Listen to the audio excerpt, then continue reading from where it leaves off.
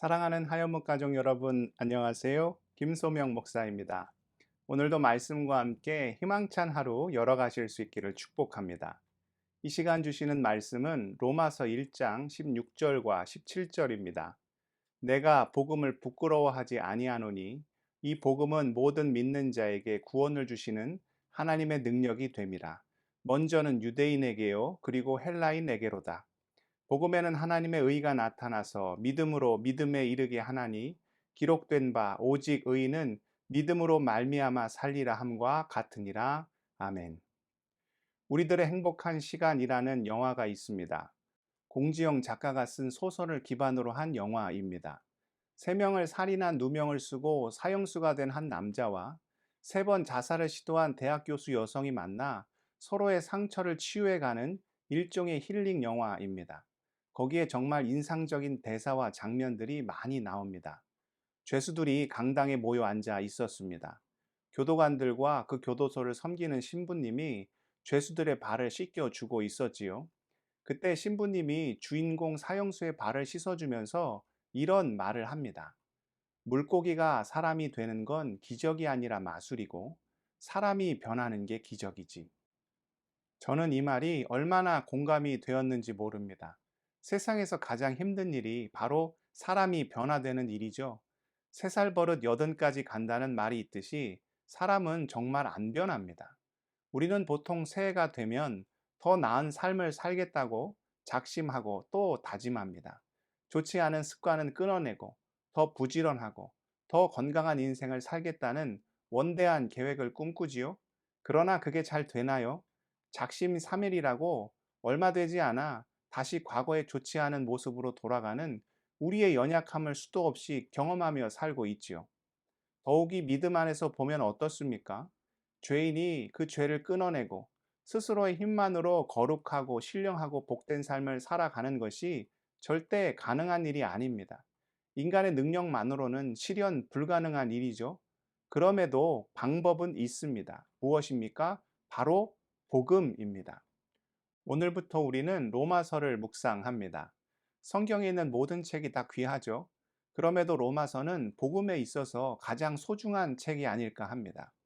어떤 신학자는 이런 이야기를 했습니다. 우리가 성경에 있는 다른 모든 책을 다 잃어버린다 해도 로마서만 있다면 구원받는데 전혀 문제가 되지 않는다. 또 대형 박물관 관장이었던 필립이라는 사람은 이런 말을 했다고 해요.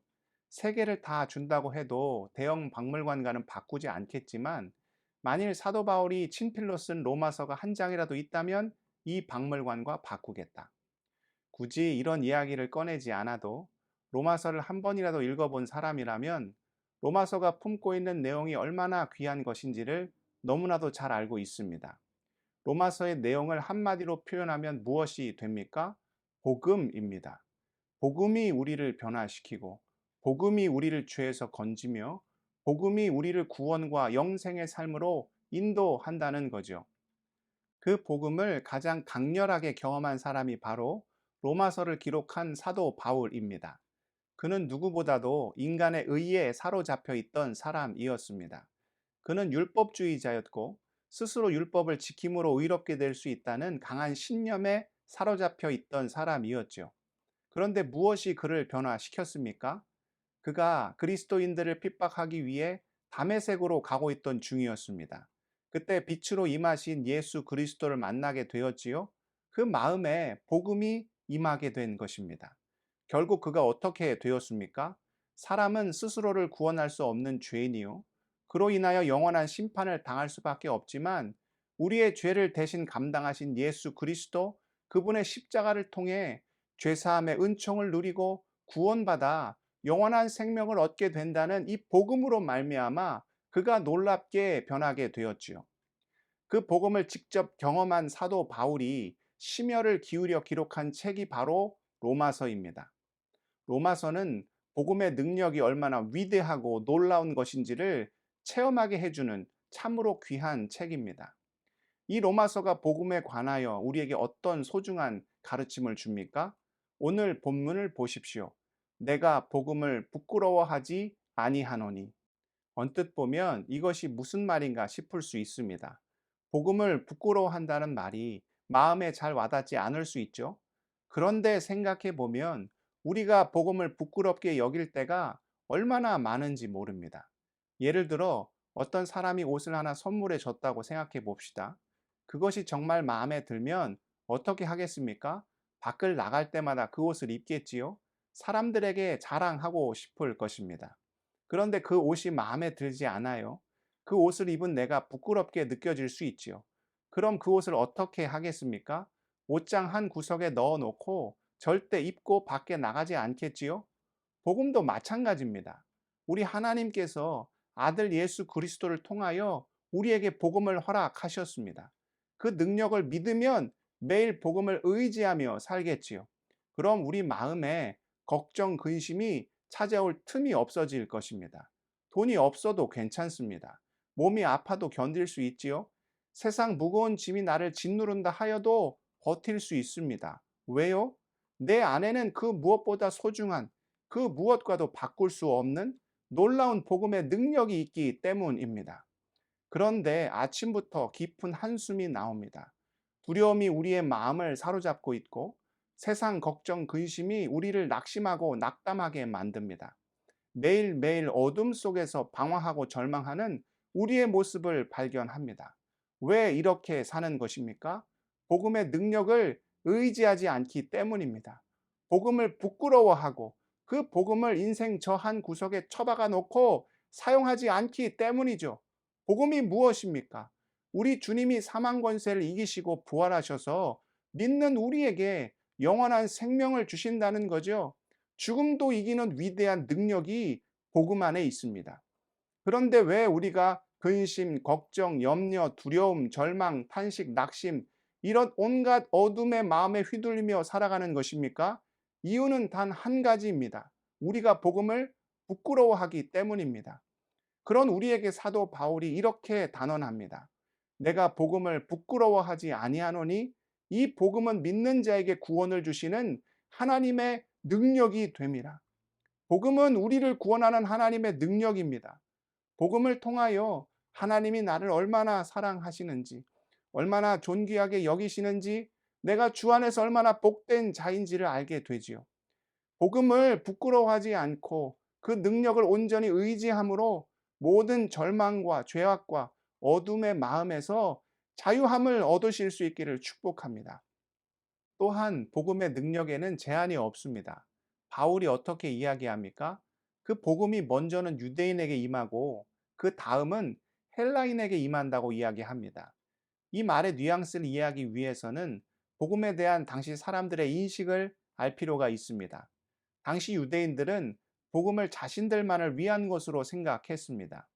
헬라인을 비롯한 이방인들과 복음은 아무 상관이 없다 여겼지요. 그런데 사도 바울이 그것이 아니라고 선언한 것이죠. 복음은 유대인만을 위한 것이 아니요 이방인도 그 복음을 통하여 하나님의 능력을 경험할 수 있다 선포한 것입니다. 우리도 유대인들처럼 복음의 능력을 제한할 때가 많습니다. 우리는 주님을 의지한다 말은 하지만 온전히 우리의 삶을 맡기지 않을 때가 많죠. 교회에 와서는 믿음이 좋은 것처럼 행동하지만 집에 가면 자녀 때문에 걱정합니다. 복음에 우리의 자녀의 문제를 맡기고 우리 자녀들의 마음에 복음을 심어주면 되는데 복음의 능력을 자녀들을 위해 사용하지 않습니다. 또 우리는 질병 때문에 걱정합니다. 주님은 치유자이시요 생명의 주인 되시지요. 주님이 우리에게 영원한 생명이 있음을 분명히 보여주셨습니다. 그런데 우리는 건강 문제에 있어서 복음의 능력을 사용하지 않습니다. 그래서 건강 때문에 낙심하고 질병 때문에 절망합니다.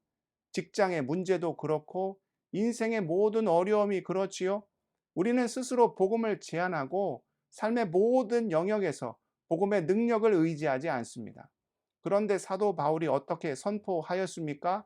유대인만이 아니라 헬라인에게도 복음의 능력은 유효하다는 것입니다. 복음은 교회 안에서만 위대한 것이 아니요 교회 밖 우리 삶의 모든 자리에서 구석구석 제한 없이 경계 없이 놀랍게 역사할 수 있다는 거지요. 지금까지 주님 앞에 온전히 내려놓지 못하고 혼자 끌어안고 씨름하고 있는 문제가 있다면 이제 주님 앞에 모든 어려움을 온전히 내려놓으실 수 있기를 축복합니다.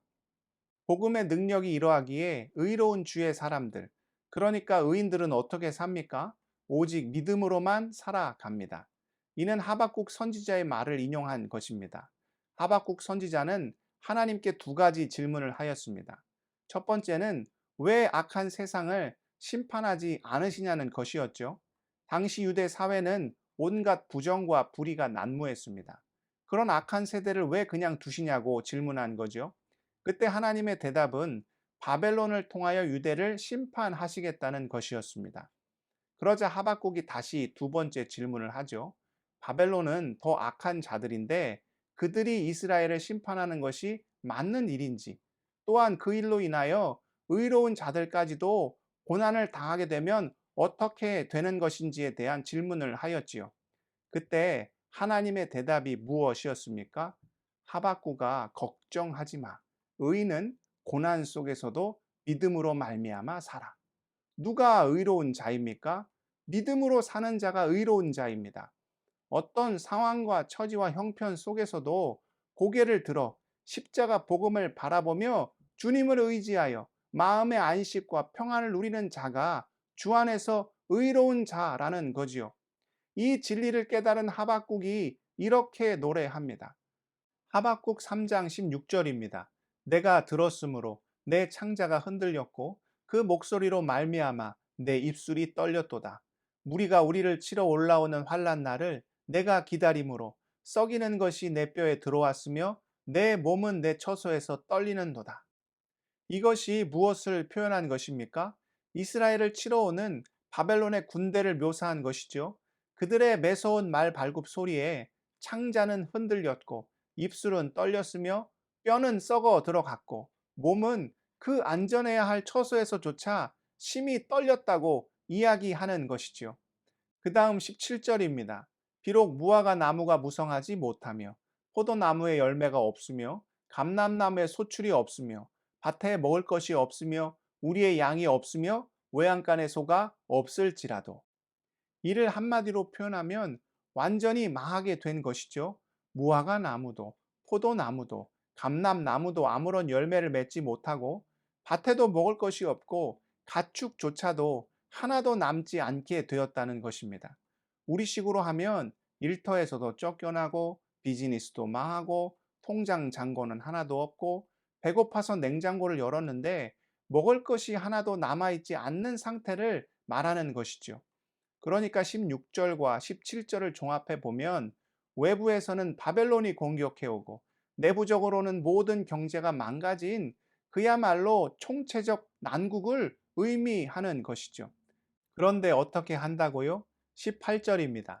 나는 여호와로 말미암아 즐거워하며 나의 구원의 하나님으로 말미암아 기뻐하리로다. 모든 것이 망했을 때 웃을 수 있는 두 종류의 사람이 있습니다. 한 명은 광인입니다. 비 올 때 머리에 꽃 꽂고 조아라 뛰어 다닐 수 있는 사람은 그래도 웃을 수 있습니다. 또 다른 사람도 광인입니다. 그런데 어떤 광인이요? 복음에 미친 사람. 복음에 미친 사람도 어떠한 상황 속에서도 웃을 수 있습니다. 복음의 능력이 그 인생을 사로잡고 있다면 어떠한 상황 속에서도 여호와로 말미암아 즐거워할 수 있고 그 구원으로 인하여 기뻐할 수 있다는 거죠. 사랑하는 하여묵 가족 여러분, 여러분은 복음을 자랑스럽게 여기고 있습니까? 복음이 여러분 인생 모든 곳에 영향을 미치고 있나요? 복음으로 매일 기쁘고 행복한 인생을 살고 계십니까? 복음에는 참으로 놀라운 능력이 있습니다. 함께 로마서를 묵상함으로 복음의 위대한 능력을 의지하며 잃어버린 삶의 기쁨과 행복을 온전히 회복하실 수 있기를 주님의 이름으로 축복합니다. 기도하시겠습니다. 사랑의 하나님, 우리가 복음을 부끄러워하지 않기를 원합니다. 오직 복음의 능력을 의지하여 빼앗긴 기쁨과 행복을 온전히 회복할 수 있도록 아버지와 함께하여 주옵소서. 무엇보다 우리가 살고 있는 이 땅 미국과 두고 온 조국 대한민국을 긍휼히 여겨 주실 때 열방과 민족이 주의 능력의 손안에 있음을 온전히 고백하게 하여 주시옵소서. 우리 하여목 지체들의 어려운 삶을 봅니다. 아버지여, 우리는 감당할 수 없습니다. 우리는 연약하고 늘 넘어지고 쓰러집니다. 그러나 우리 앞에 있는 삶의 어려움의 문제들, 복음의 능력을 힘입어 감당케 하시고 주의 그 구원과 감격 가운데 거하는 하나님의 귀한 백성들 다 될 수 있도록 아버지 우리 삶 가운데 온전히 역사하여 주시옵소서. 이 모든 말씀 존귀하신 예수 그리스도의 이름으로 간절히 기도드리옵나이다. 아멘.